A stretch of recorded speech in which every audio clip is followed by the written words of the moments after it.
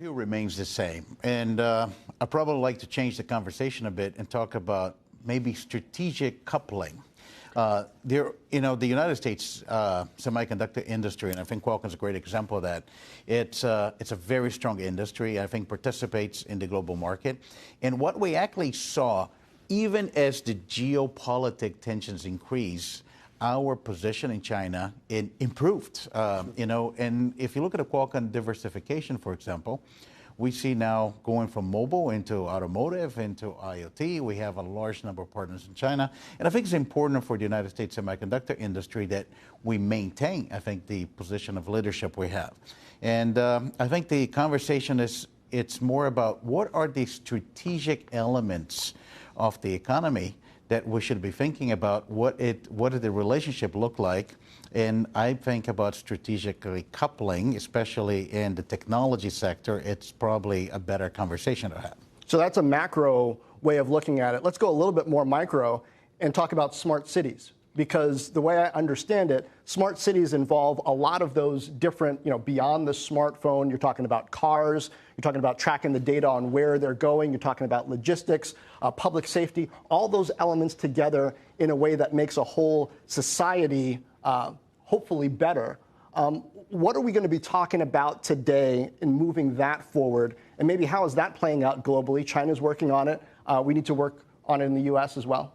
Look, the reality is we all live in cities now, and we have an incredible opportunity to use a lot of the advancements we have in technology to make life better, make cities smarter, more sustainable, and that's kind of what we're going to be talking about today. We are very proud of the Qualcomm Accelerator, Smart City Accelerator program. We get now 400 members, over 1,000 people attending from cities all over the country, and from a number of companies from the global ecosystem. They're looking how to use the technology to, in fact, healthcare, education, how we think about things like parking, smart parking, traffic management, and that's happening not only in the United States, happening in China, it's happening in Europe, and we see an incredible opportunity to use technology to make life in the cities better. And some of the things we learned from the pandemic, and using connectivity very broadly. And I think that's what we're going to be talking about today. All right. Now, Irvin, Jim, let's talk about how this plays out at the local level for real businesses in real cities. Irvin, you've had a business career now that is, longer than your basketball career and has had huge impact. What role do you look for smart cities to play in that? And where does the data come in? Because who has access to it and who gets smart in a city because of it probably is important. Well, first of all, I think Cristiano is right. When you think about, for where we sit is the education part of it, right? Because the digital divide is sitting there, and it even got bigger during this pandemic.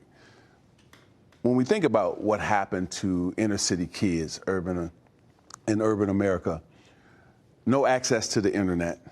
Now they had to go to a fast food restaurant just to get connected and do their homework or get the lesson from school. That really set us back.